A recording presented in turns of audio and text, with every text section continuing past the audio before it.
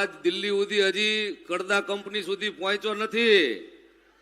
બોલો ભારત માતા કી જય જવાન, જય જવાન, લડેંગે ઇન્કલાબ. આજે આપણા ઝાલાવાડ સુરેન્દ્રનગરના આંગણે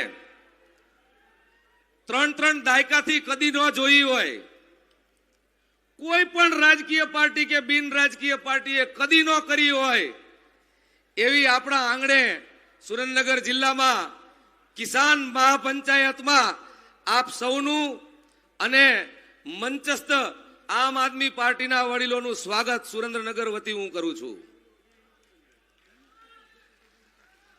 અમારા આમ આદમી પાર્ટીના મોભી એવા બિરાજમાન ગુજરાતના પ્રભારી એવા માન્ય ગોપાલરાયજી, માન્ય મનોજ સોરઠિયાજી, મંચસ્થ સર્વે આમ આદમી પાર્ટીના મોભીઓ અને માતાઓ બહેનો મોટા પ્રમાણમાં આવેલા છે.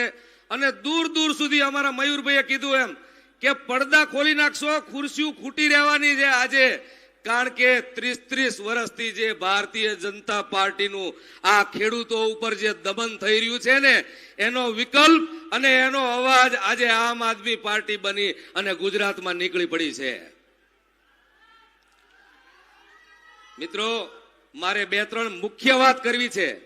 એક તો કડદાની વાત ખૂબ સાંભળી હશે, પણ ગુજરાતની અંદર જે આજની તારીખે પરિસ્થિતિ થઈ ગઈ છે એ ખેડૂત પોતાની વાચા ક્યાંય આપવી હોય, એની આતરડી કકડતી હોય, એનો ભાવ થઈ જાય એકવાર કપાસનો અને ઈ પછી એને લૂંટવામાં આવે મણ દીઠ 100 રૂપિયા.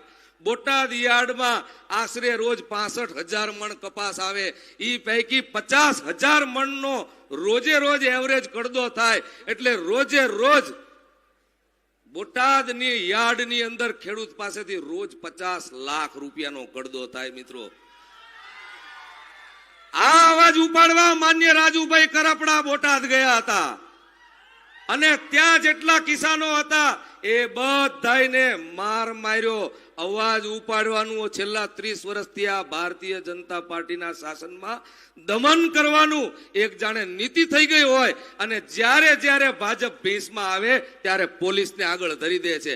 મિત્રો, તમે બધાએ જોયું હશે બોટાદમાં હું સાક્ષી ને સાથે હતો. 3 દિવસ સુધી અમને માર માર્યો છે અને 84 લોકોને જેલમાં પૂરી દીધા.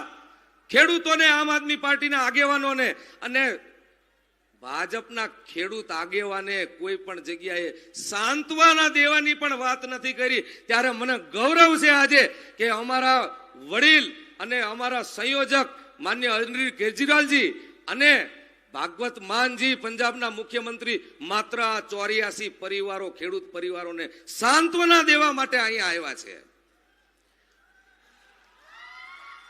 મિત્રો, લડત તો ખેડૂતોની ખૂબ મોટી છે. કચ્છમાં હાઈ ટેન્શન લાઈનની વાત હોય ને એના સંપાદનની હોય કે પછી કપાસની CCI ના ભાવની વાત હોય. મિત્રો, આજે આપણે આ મહાપંચાયતમાં એક મોટો ઠરાવ કરી જઈ રહ્યા છીએ.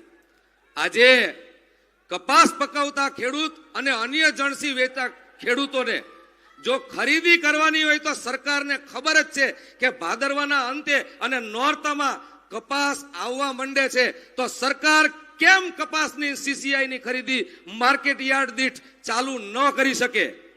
1.5-2 મહિના મોડી જણસીની ખરીદી કરી અને ભારતીય જનતા પાર્ટીના મળતિયાને રળાવવાની જે આ કાર્યક્રમ ભારતીય જનતા પાર્ટીનો છે ને એ હવે ઉઘાડો પડી ગયો છે.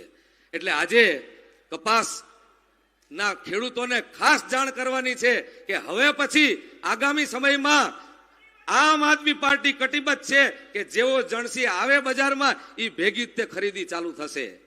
વધુ સમય નહીં લેતા, ખૂબ ઘણા બધા વક્તાઓ છે અને આપણને ફરી અને આમ આદમી પાર્ટીના મવડીને સુરેન્દ્રનગરની અંદર સ્વાગત કરું છું. ફરી આપ સૌને નતમસ્તક નમન કરું છું.